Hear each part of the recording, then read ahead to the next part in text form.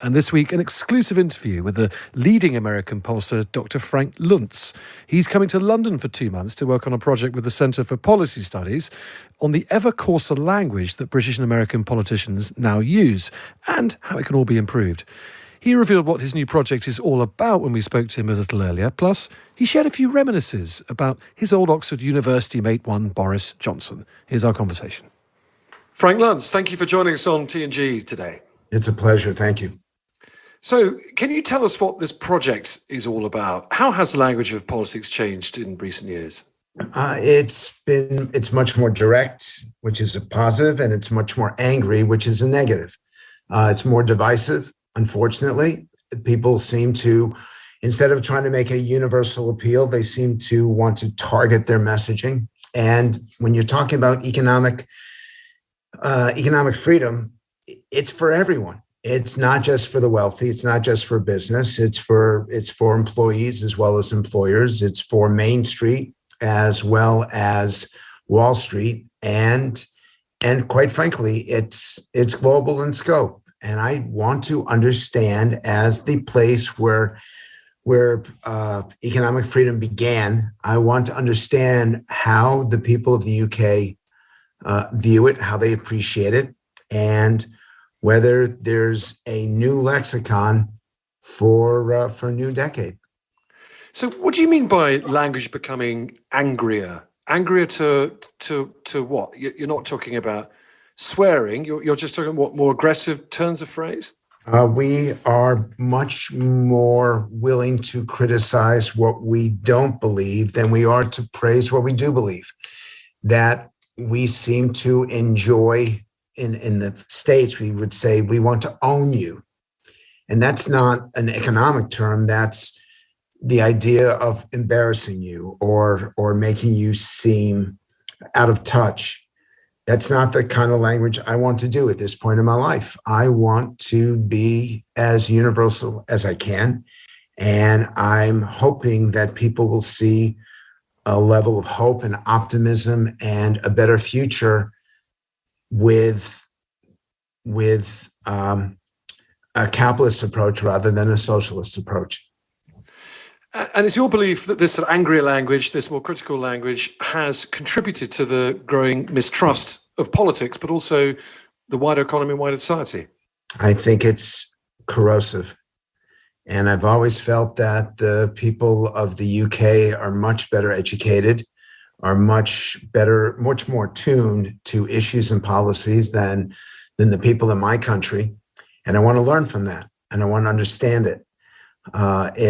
We all don't agree. We all have different backgrounds and different priorities in life.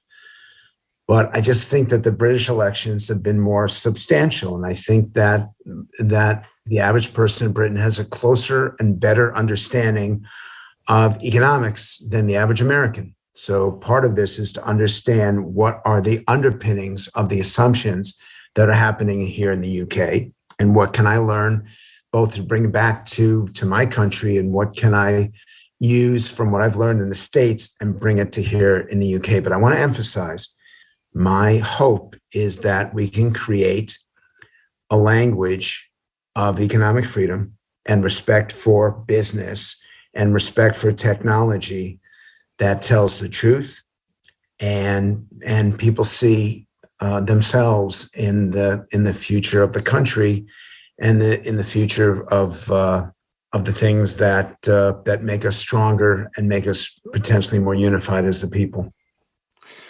It's funny you say that language has got worse and the political narrative has got worse, when actually on both sides of the Atlantic, with Donald Trump and perhaps Joe Biden as well, and certainly with Boris Johnson, we've never had potentially two more powerful orators or unique orators. They speak, Boris Johnson and Donald Trump anyway, they speak absolutely in their own way, in a very unique way, and in an electorally incredibly successful way. Yeah, but Boris Johnson is the prime minister of a majority party, and Donald Trump is not. So clearly, Boris is more tuned to the language and to the messaging and the priorities and the hopes and dreams of the UK than Donald Trump was in America. Donald Trump had an incredible appeal to a segment of American society. Boris's appeal is broader, And I remember, because I went to Oxford with him, that Boris had this capability at the Oxford Union of being able to impress even those who he disagreed with. And that is something that I think is essential in political communications, in philosophy, in ideology, is that even people who disagree with you still can learn something from you. And I think that approach will break down these barriers and these divisions. And we have got to. We cannot be at war with each other. The British politics, quite frankly, British politics in the 1970s, I thought were horrible.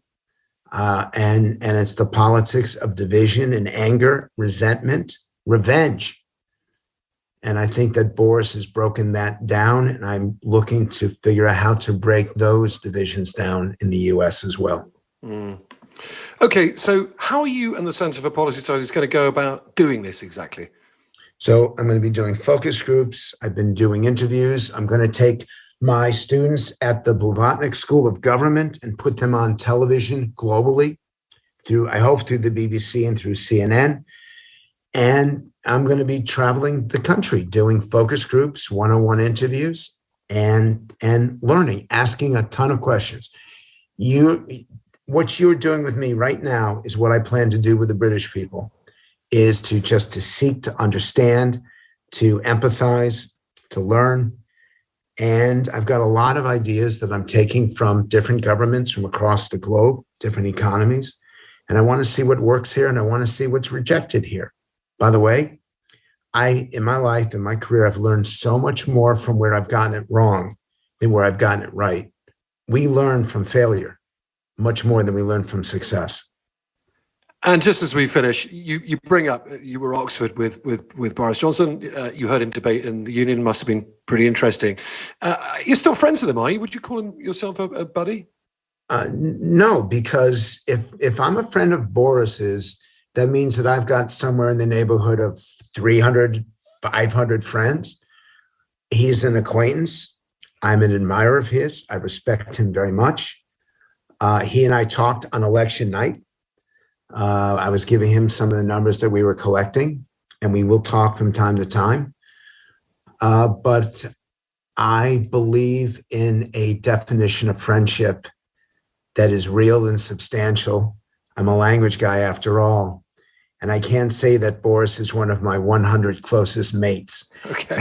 It's the kind of thing that I'm really precise about, because I don't want to make claims that simply aren't true. But let me ask you about something, though, because I learned this the other day, fascinating me. Simon Stevens, who runs the NHS here, who's just stepping down, and you and Boris were all at Oxford at the same time, and you all went on what sounds like a pretty amazing trip, a debating trip across the US. I think it was in the summer of 1986. So please tell us, what was it like to be on the road with Boris Johnson crisscrossing the United States? Well, I still remember Simon Stevens intervening on me, saying that I have a razor sharp wit. And my response back was, what do you know about razors? The last time you shaved was never.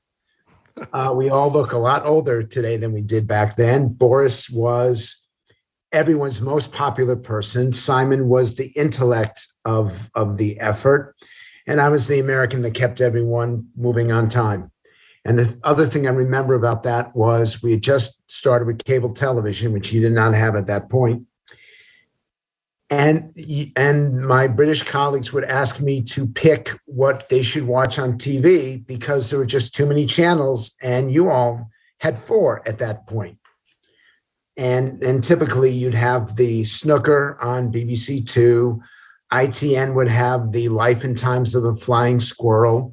And then you also had Channel 4, which would be some sort of American repeat. So, and BBC One would be the news.